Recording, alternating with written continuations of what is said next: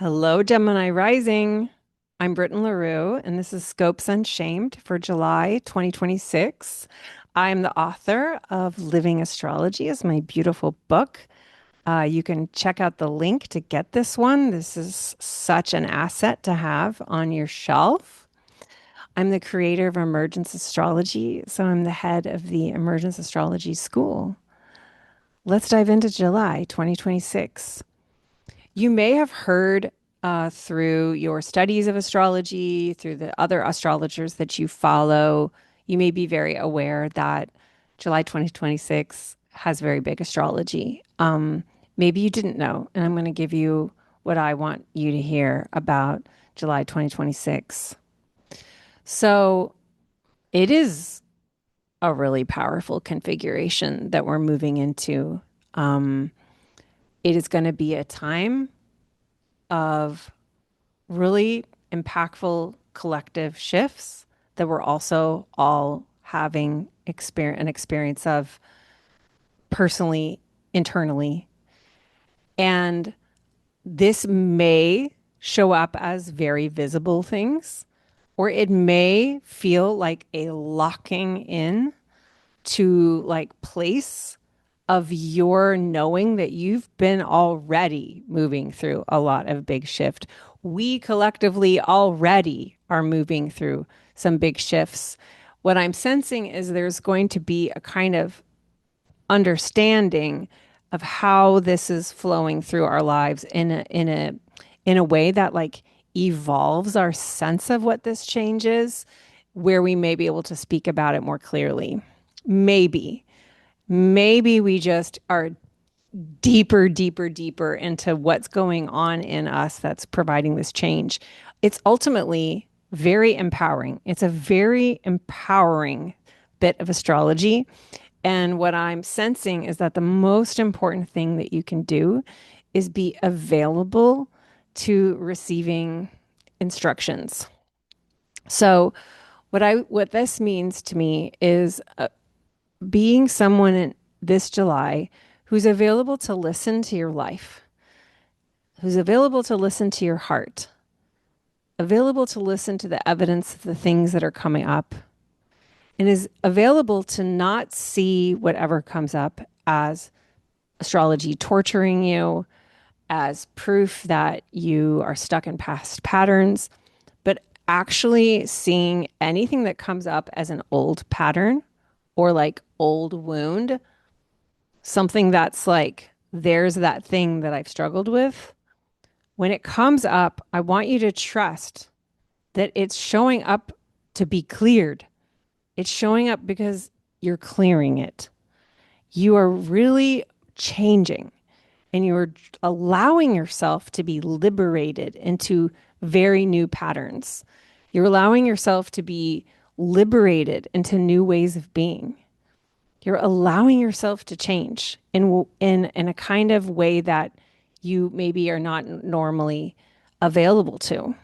Some of it may feel very uncomfortable. Some of it may feel too fast, too soon, too much at once, and or it may be highly exhilarating and fun. So, but you are in change. You are in change, and change is what is here. And so, part of that alchemy, the alchemy of change, is in allowing what's emerging. I'm emergence astrology here, allowing what is emerging as a desire, a vision, a preference, a passion, a way that you want to go in this life, allowing that yes, that no to really talk to you and not shove it down. That's also then going to mean allowing to die, allowing yourself to let go, allowing yourself to surrender to the change that is here by letting like the old identities dissolve. Letting the old attachments just slough off. Like, wow, that's just not who I am anymore. This is who I am now. This is who I am now. This is who I am now. So you're showing yourself and you're showing the people around you in your ecosystem that you are updating. You are updating, and that's what the collective invitation is for all of us to be in a big update. But the only way we can update is if we're willing to let some of the old stories, patterns, habits, relationships, ways of seeing ourselves, including all the old shame stories about not enough and problems and undeserving, they need to go because those identities are dissolving so that you can step into your new form. The you who is not allowing those stories to keep you from trying. The one who is not allowing the no that is here that you know is true to be muted because you don't think you have permission to say no to what is clearly over in your life. So it's going to be uncomfortable to the degree that you have practice with change.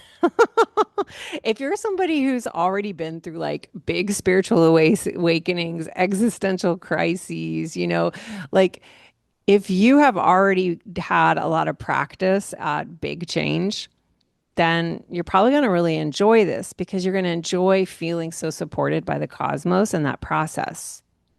But if you are newer to change and you're like, I don't want anything to change, I don't want anything to change, if you're like resistant to it, it might be uncomfortable because you're going to have an internal battle with what is clearly happening.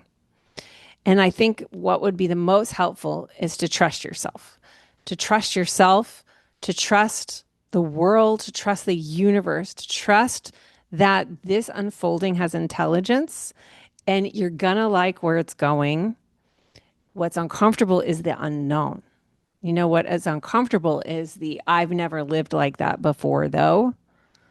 And if you can allow yourself to titrate at the discomfort of the unknown, it's going to flow a whole lot more easily for you. One of the harder aspects of this month is the fact that we have Mercury retrograde. Your chart ruler is retrograde in Cancer.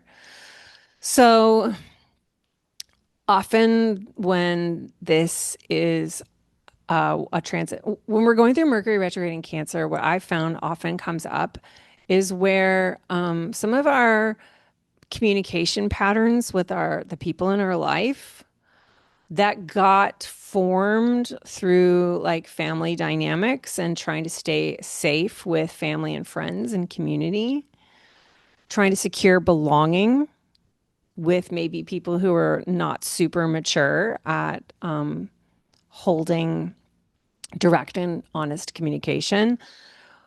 You may be bumping up against where you realize that it would be so much more loving to yourself and the people around you if we could all just be much more clear and direct in our requests. So, like, really naming what you want or like setting a boundary with yourself and kind of like wherever you notice that you kind of like let things get muddy or fuzzy or like you kind of just step away from being with something clearly or you're hoping somebody will just get what you want through like their own skill at reading mood or something. Like those patterns are a loss of energy for you and all parties. You also may realize like you're sick of that from others and you are like asking your loved ones, don't bring me that indirect swampy communication because I want it direct and clear, please. I can handle it.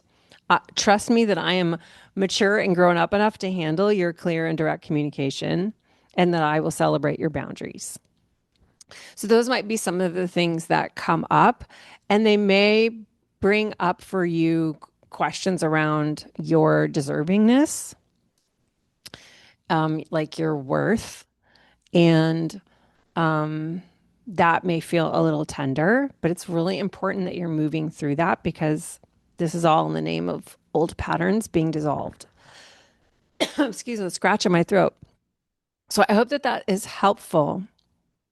Ultimately, I really want you to take away that you can't fuck it up. Just follow the signs, which is the signs from your own life things that are showing up on purpose. Like everything is connected. And anything that's like really uncomfortable to look at, it's ultimately here to help you with these clearings so you can get into present time with yourself and being here. Thank you so much. Don't forget to check out my book, Living Astrology, if you are feeling called to connect more deeply with my voice. And I will see you in August. Cheers.